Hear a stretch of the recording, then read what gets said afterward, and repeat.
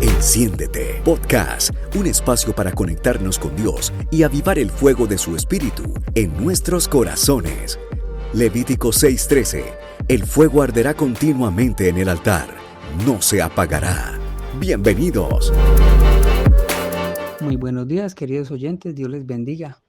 Hoy en este nuevo podcast estaremos viendo Números capítulo 22 y el título de este nuevo podcast es No adivines lo que Dios quiere. Empecemos por presentar a Balaam. Balaam era un hechicero, o sea, alguien que se llamaba para maldecir a otros. En los tiempos del Antiguo Testamento era muy común creer en maldiciones y bendiciones. Se creía que los hechiceros tenían influencia con los dioses. Así es que el rey Moab quiso que Balaam usara su influencia ante el Dios de Israel para proferir una maldición contra los israelitas, con la esperanza de que por medio de la magia Jehová se volviera en contra de su pueblo. Ni Balaam ni Balac tenían la menor idea de con quién estaban tratando. Entonces, ¿por qué hablaría Dios por medio de un hechicero como Balaam?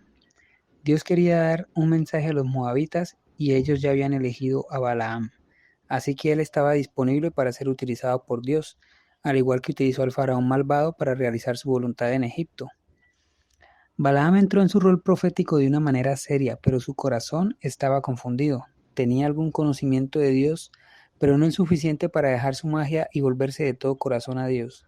Aun cuando su historia nos lleva a pensar que se volvió completamente a Dios, en pasajes posteriores de la Biblia se muestra que Balaam no pudo resistir la tentación del dinero y de la idolatría.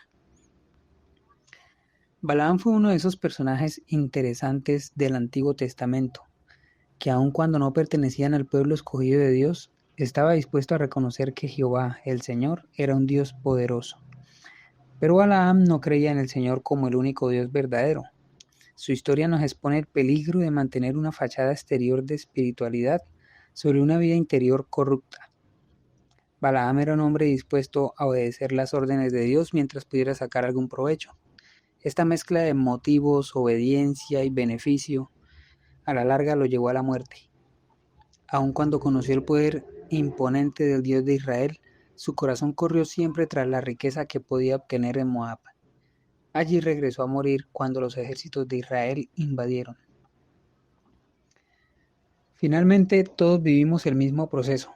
Lo que somos y quienes somos saldrá de alguna manera a la superficie, destruyendo las máscaras que nos habremos puesto para cubrir nuestra verdadera identidad.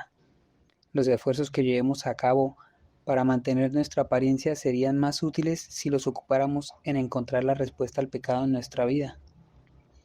Podemos evitar caer en el error de Balaam al enfrentarnos a nosotros mismos y al darnos cuenta de que Dios está dispuesto a aceptarnos, perdonarnos y literalmente volvernos a hacer desde adentro, desde el alma.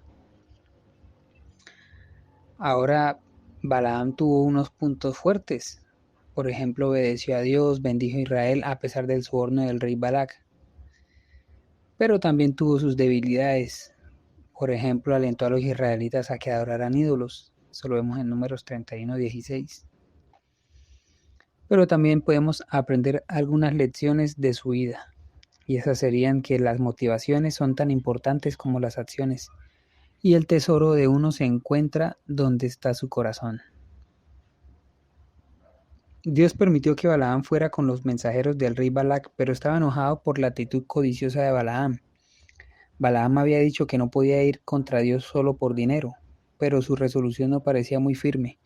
Su codicia por la riqueza que le ofrecía el rey lo cegó tanto que no pudo ver que Dios estaba tratando de detenerlo. Aun cuando sepamos lo que Dios quiere que hagamos, nuestra ambición de dinero, posesiones o prestigio también nos puede cegar.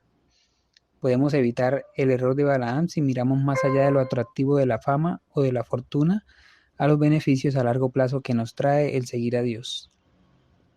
El asna le salvó la vida a Balaam, pero lo hizo quedar como un tonto. Por eso Balaam azotó al animal. En ocasiones herimos a gente inocente que se cruza en nuestro camino porque nos sentimos humillados o nuestro orgullo está herido. Estallar en ira contra otros puede ser señal de que hay algo que no está bien en nuestro corazón.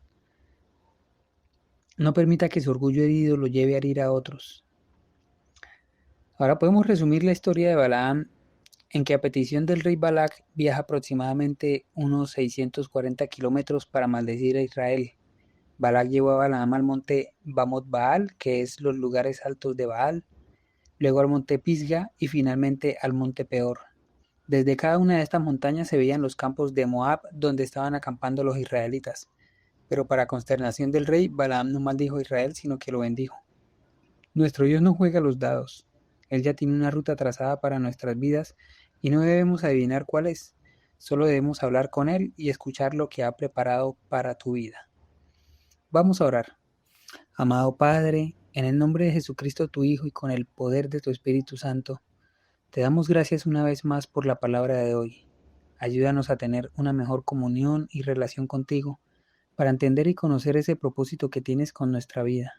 No permitas que perdamos de vista lo que hay a nuestro alrededor, que puede ser aquello que necesitamos.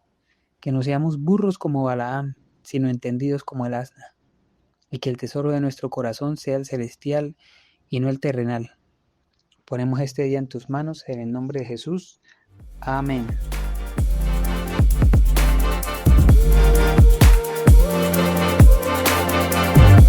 Te esperamos todos los días para un episodio nuevo de Enciéndete Podcast, ingresando a través de este medio o en nuestras redes sociales en YouTube, Facebook y Spotify.